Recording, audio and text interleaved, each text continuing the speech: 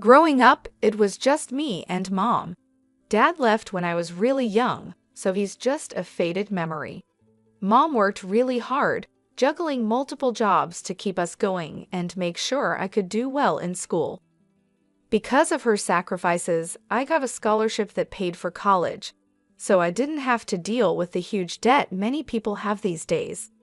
I studied business management, driven by a mix of ambition and fear of being as poor as we were when I was a kid. After graduating, I moved to the city. It was tough at first, living in a tiny apartment and eating cheap noodles more often than I'd like to admit. But I landed a job at a big company, starting as a junior and quickly moving up the ranks. A few years later, I wasn't just working there, I was running a whole department. It was more than a job to me, it was my domain. I made sure everyone on my team knew they were valued. During training sessions, I tell the newbies, lead with respect. Treat this job like you own it, and soon you'll be leading the team. The team was great, full of good people.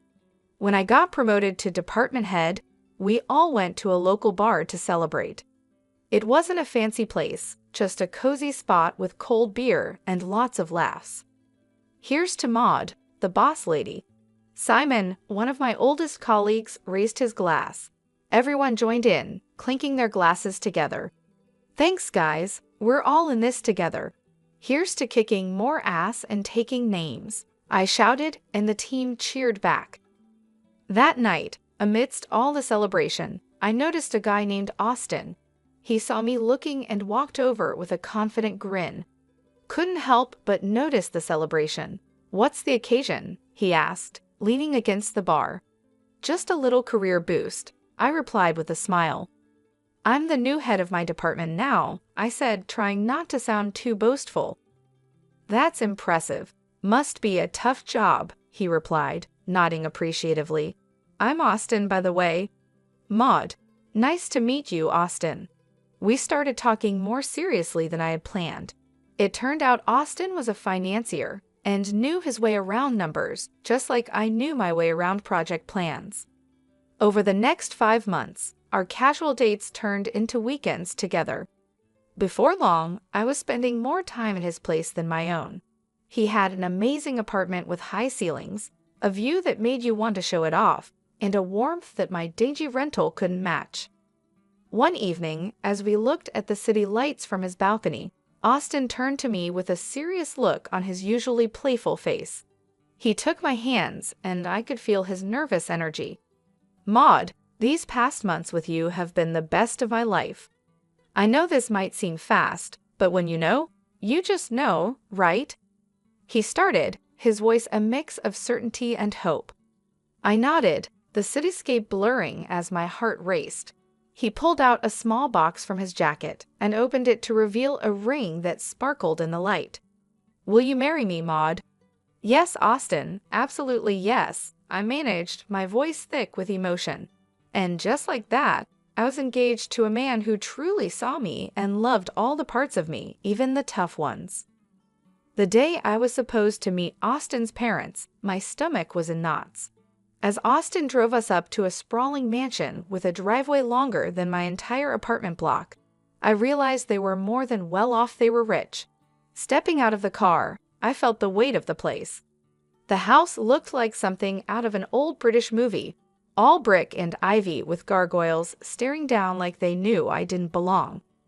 Austin squeezed my hand as we walked up to the huge oak doors. You'll be fine, Maud, he whispered, but his voice sounded like he was trying to convince himself too. The door swung open, and there stood Mr. and Mrs. Michael. His suit probably cost more than my rent, and her dress was something you'd see in a magazine. The foyer was massive, with a sparkling chandelier overhead. The walls were lined with portraits of stern-looking people with titles like Sir and Lady. Maud, lovely to finally meet you, Mrs. Michael said.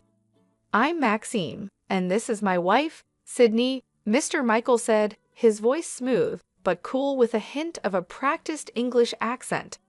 Mrs. Michael gave me a smile that didn't reach her eyes. Pleased to meet you both, I managed, trying to keep my voice steady as we moved into the dining room. Austin whispered quick tips about which fork to use, but his words were a jumble in my head. Dinner was served, and it felt like sitting in a freezer. The air was so cold with judgment.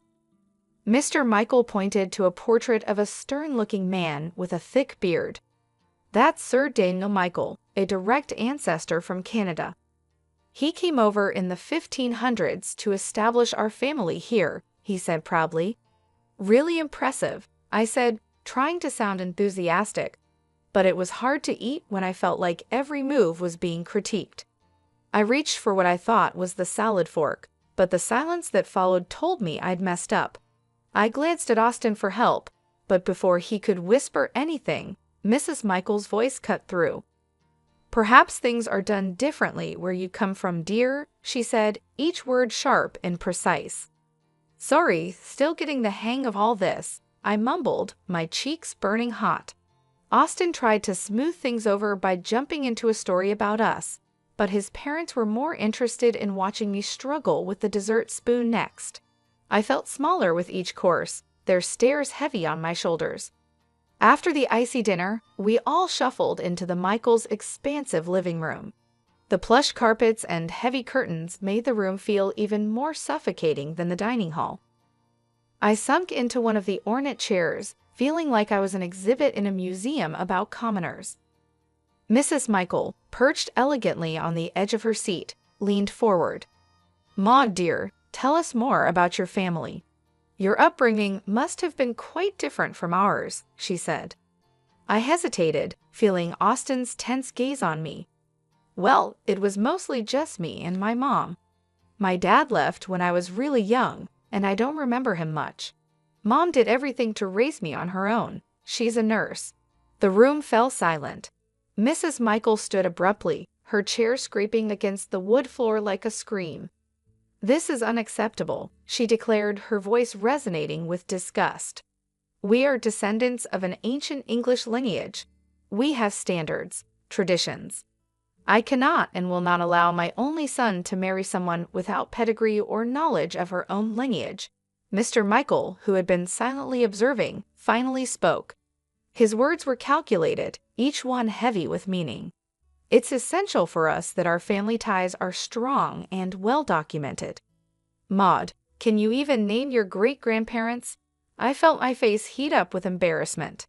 "I only know about my maternal grandparents," I confessed, my voice barely above a whisper. Mr. Michael rolled his eyes, showing his contempt. "This is exactly what we feared," he muttered under his breath. Austin finally intervened, his tone firm yet pleading.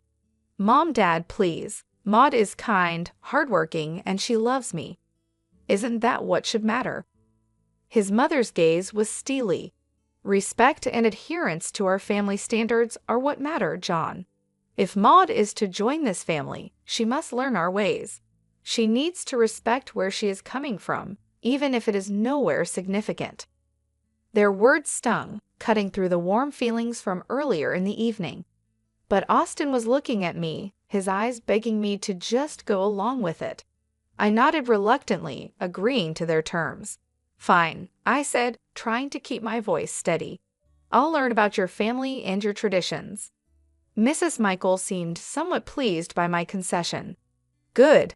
You'll start by familiarizing yourself with our family tree and understanding who each person in those portraits is. It's not just about names, Maud. It's about respect for our lineage."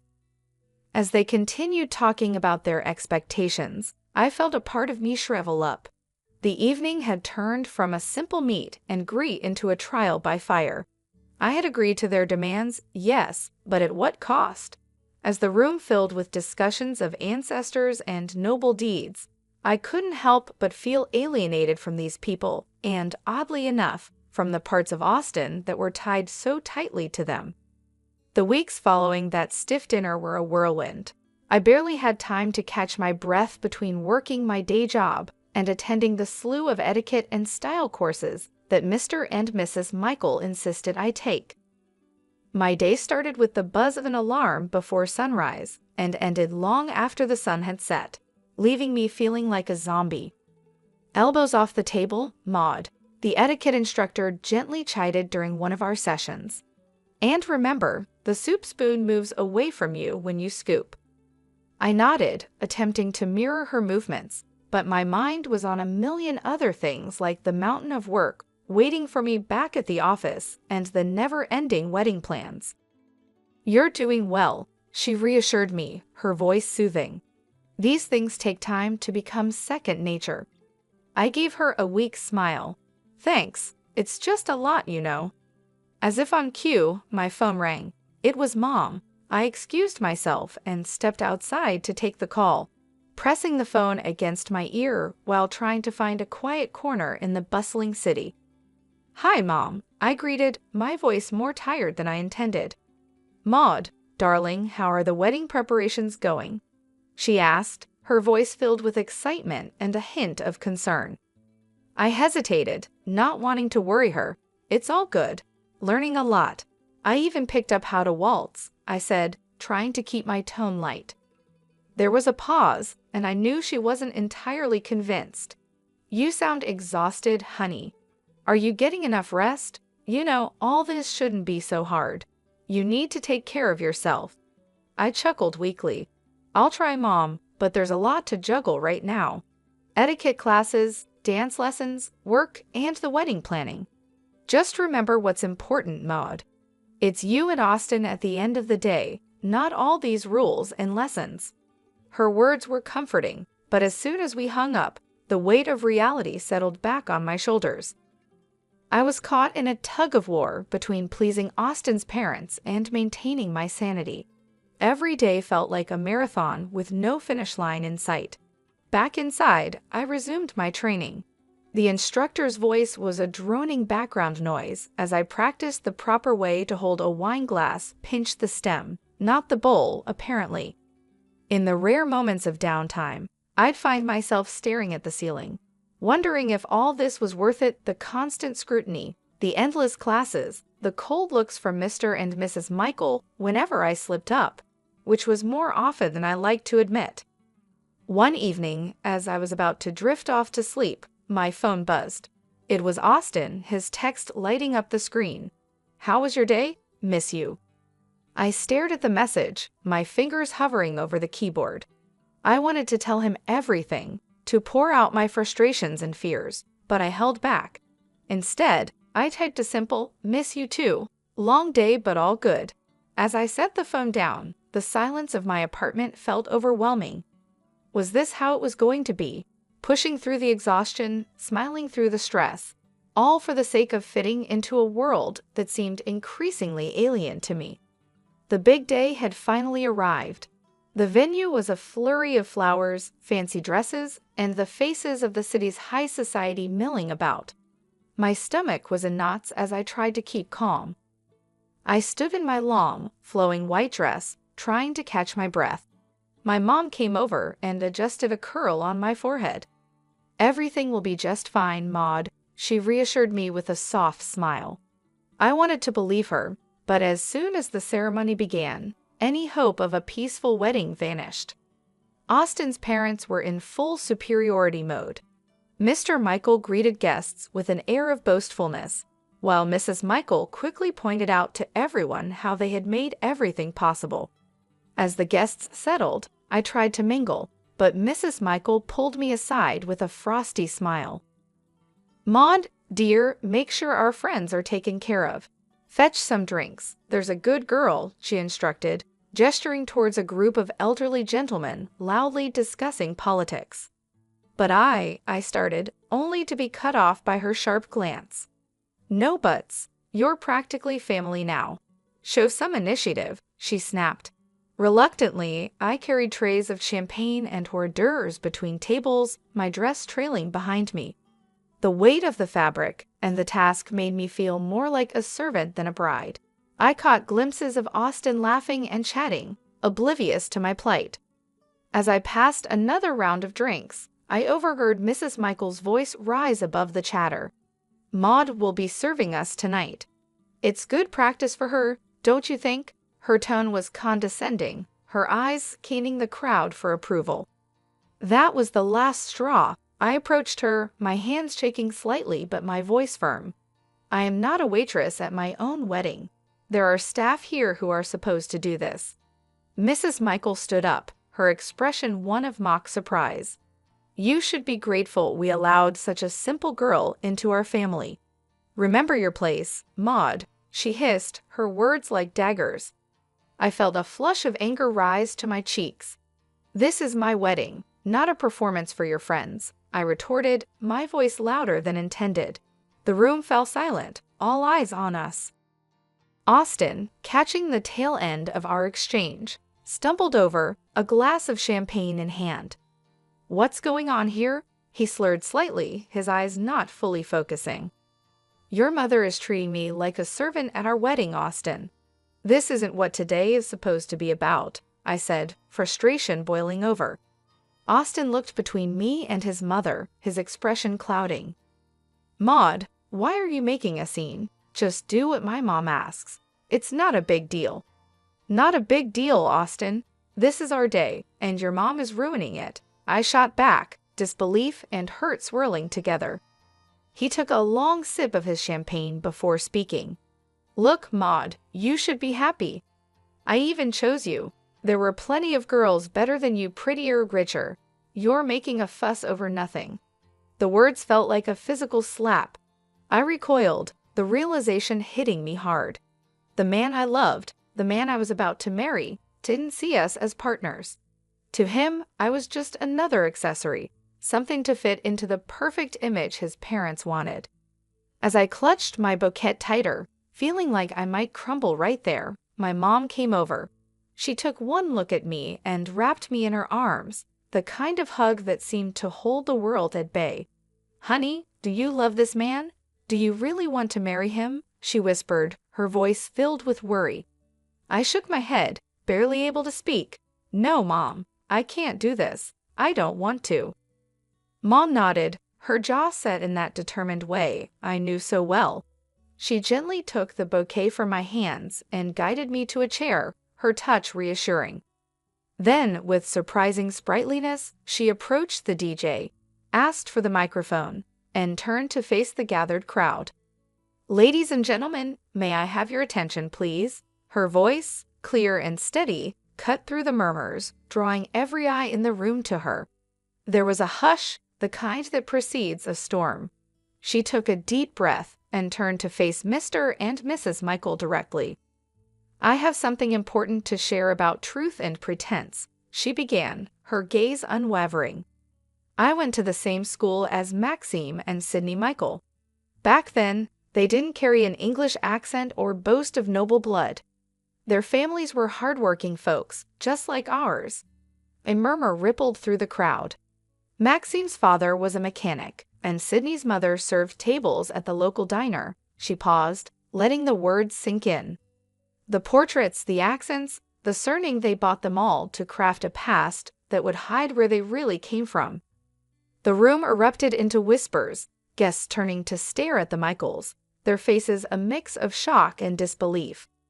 Mrs. Michael stood up, her face red, the facade of aristocracy melting away. That's preposterous. But my mom wasn't finished. To think that you would stand on these fabrications and look down upon my daughter, judge her worthiness based on a lie. Maud is worth 1,000 of your false titles. She is real, something you've long forgotten how to be. The guests were now openly murmuring, their looks of fascination turning to disdain as they gazed at the Michaels. Mr. Michael tried to speak, his accent slipping into something less refined and more desperate. We did what we thought was best. For whom? My mom cut him off, her voice fierce. For your son? For society? Or just for your own shallow pride? The confrontation had drawn everyone's attention, and now the room was buzzing, the atmosphere charged with tension and revelations. The Michaels seemed to shrink, their grandeur dissolving into the air, leaving nothing but the stark, plain truth of their origins. Austin's face twisted with a mix of shock and anger. He stormed up to me, his voice barely a hiss as he leaned close. You've ruined everything, Maud. You've disgraced my family. And now you're questioning if I want to marry you after this spectacle." His words stung, but before I could respond, he grabbed my arm, pulling me slightly closer. "I'll teach you how to be a good wife, one who knows her place and obeys." His threat hung in the air, heavy and chilling. I pulled my arm back with all my might, stepping away from him. The room was dead silent now, everyone's eyes on us. This was the man I had intended to marry. This was the family I was about to join.